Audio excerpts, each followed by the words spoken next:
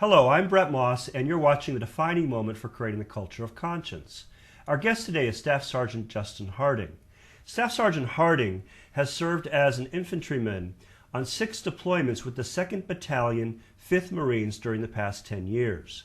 He served on 4 deployments to Iraq, serving in conventional and counterinsurgency combat operations, including Operation Iraqi Freedom, as well as stability and security operations and civil affairs. In 2005, he was wounded while conducting a vehicle patrol in Ramadi.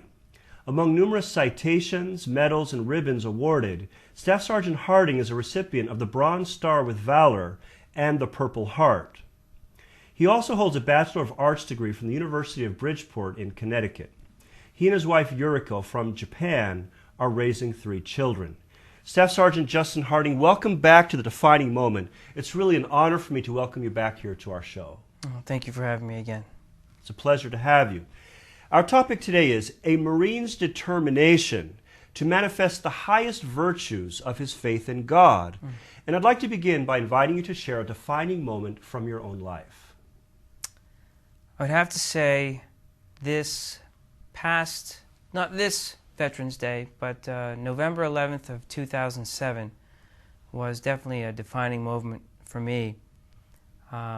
As always, trying to maintain my faith as a Marine, it's been a challenge, and many times I thought that maybe being a Marine was not the best way to serve my God, and that perhaps I should have gone some other route because it's so difficult and I make so many mistakes and stumble along the way. But after 10 years of serving with my infantry battalion, on this day, Veterans Day, I was given an amazing award as an ambassador for peace. And this changed me completely, because now I began to think, what does this mean? How can a Marine be an ambassador for peace? I run around the battlefield or train on the hills of Camp Pendleton, not how to love my enemy, but how to destroy my enemy. Seek out, close with, and destroy the enemy through close combat, fire, and maneuver, and we have many definitions. So now I'm an ambassador for peace. Why was this award given to me? And it started a whole series of questioning my faith and what am I doing in the Marines, and really was a defining moment. And so I guess it left me to reevaluate my life of faith and how I want to serve God in the Marine Corps. Ultimately leading me to a decision of researching the possibility of becoming a chaplain.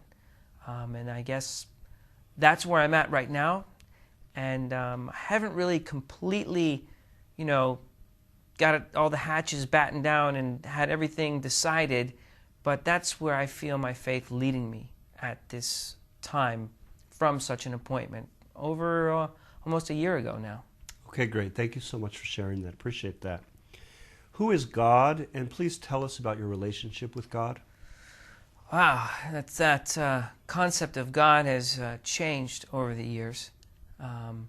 God for me now is a father, and God for me now is like a living reality that I see in my fellow human being, not on a minute-by-minute basis. There are times I'm off the God grid, if you will, but every so often I come back to it and I begin to realize that God, or what I call Heavenly Father, is in me and is in everyone else, is in the creation, and is really but is my essence and purpose. It's very hard to take that spiritual concept and manifest it into something tangible to explain. God is my family. God is my wife. These are all aspects of my Heavenly Father. These are all aspects of my eternal parents. I always struggled with God because I was taught in my Methodist Sunday school, God is my Father. But I felt so much love from God at certain times in my life, but not a fatherly love, a kind of motherly, embracing love as well. So to limit God to being just a father, I've struggled with that. And I realize that now God's love is more of a parental love. And I was that wild kid who didn't really listen to his parents, when I was growing up as a teenager. So this relationship with my parents has been going in ongoing development. Now I'm beginning to appreciate my father. Now I'm beginning to appreciate my parents because I've actually, taken the plunge and had children in this wonderful world we live in. And it's taught me so much about God, my parent, and has led me to try and become a better parent myself. And now I understand why my parents told me to eat my vegetables and take my elbows off the table and to not talk with my mouth full, and all these other endless reams of parental guidance that we get that we just take for granted. So I guess I'm trying to become like Heavenly Father, and I think that's where I'm at right now. Okay, Yeah. Wonderful. Thank you very much for sharing that. Please share with our viewers a few of the highest ideals and virtues which you strive to uphold in your life of faith. The highest. The highest virtue is taking care of my family. I really want to take care of my children and take care of my wife, but I struggle with that because I look next door and I see that my neighbor has kids, and he may or may not know about this great parent that we all have. And I go out and talk to Marines, and they don't realize that they have a parent. And so the highest ideal then is not just to take care of my own family, but I want to go out and try and help other families and serve them. And I've tried to intellectually explain to other families and other friends about this wonderful parent that I've encountered. And that if they would listen to that parent, this nebulous, invisible parent, that maybe they wouldn't be in such financial difficulty, or they wouldn't have so many problems between themselves as a married couple, or maybe they would treat or take care of their kids better.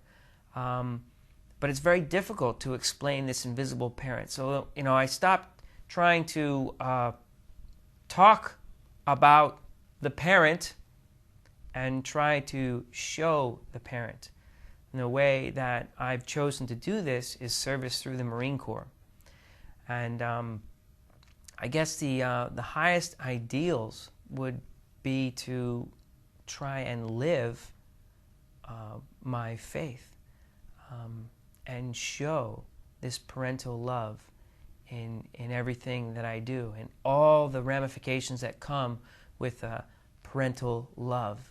In parental love, these separations, these divisions, these barriers that we see somehow get melted, I've noticed. And I guess the highest ideal would be somehow to embody this parental love. I'm not there yet. I am not there yet. It's still an ongoing, I'll be honest with you, sometimes I get so impatient I can't even check my kids' homework at night, when I know I should. I check it and make sure that they've done it, but I don't take the time to actually go in and check all the math problems or check all the vocabulary problems like a true parent would, to make sure that their kids are doing well and understand, they did it, it's good enough for me. Okay, it's an ongoing process, I guess. Beautiful. Thank you very much for sharing that with us.